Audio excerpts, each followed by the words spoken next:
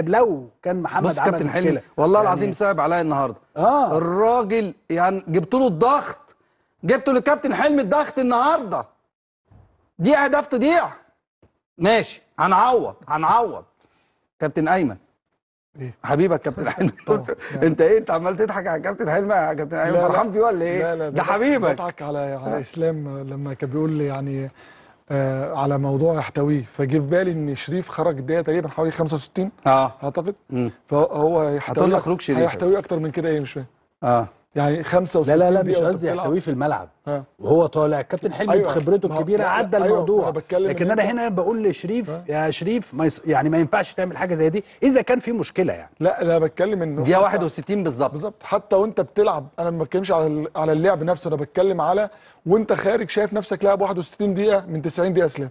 فوانت خارج ما تسكت، يعني ما فيش داعي ان انت تعلق. حتى انت ممكن اتكلم معاه بعد الماتش وبعدين هتتكلم في ايه؟ يعني لعبت 61 دقيقه، حاولت اوكي واجتهدت ما وفقتش، فلازم حد تاني ينزل عشان يحصل تغيير في الجيم. خصوصا صراحه الحكم ده رائع، هايل، واحد من افضل الحكام. انا بس عايز يا جماعه بعد اذنكم ان احنا الناس اللي بتتابع الكوره في مصر والناس اللي هي بتفهم اكتر مننا كوره في مصر تتابع الناس اللي زي دي. يعني انا عندي بطوله، اخلي حد من اتحاد الكوره يتابع البطوله دي في كل شيء، ايجابياتها وسلبياتها.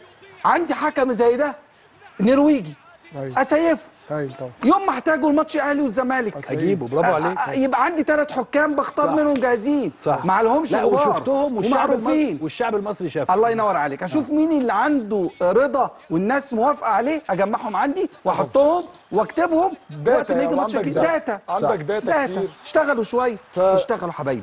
لكن الحقيقه انا بشوف ان الشوط الاولاني ممكن يخرج 4-0 بالظبط. فالفرقه يعني او الجهاز الفني عملوا اللي عليهم. مباراه يعني ممكن تكون كبدايه اوكي، يعني اتعادلت 1-1، لكن لسه عندك ماتشين مهمين جدا تقدر تكسبهم وتقدر تصعد من البطوله. اصعب طبعا. طيب. كابتن احمد طبعا دي اجواءك ويعني قطر والماتشات دي وكان ممكن نكون افضل من كده، لكن خلينا عندنا سنه ان احنا ندعم منتخباتنا الوطنيه اثناء المباريات. مفيش تقطيع، ممكن ندي ملاحظات لكن ما نوصلش لمرحله النقد. النهارده شفنا الراجل حلمي طولان واقف على الخط، يعني شعره وقف، يعني الراجل صعب عليا، يتحس ان هو يعني عجز. طبعا بنتكلم على الجزء الفني. الكابتن حلمي ابتدى المنتخب ده بمجموعه لعيبه، النهارده اتقلل منه من بعض مجموعه اللعيبه، النهارده بيبتدي على طول مباراه رسميه. كان احنا ايام الكابتن حسن شحاته بطولات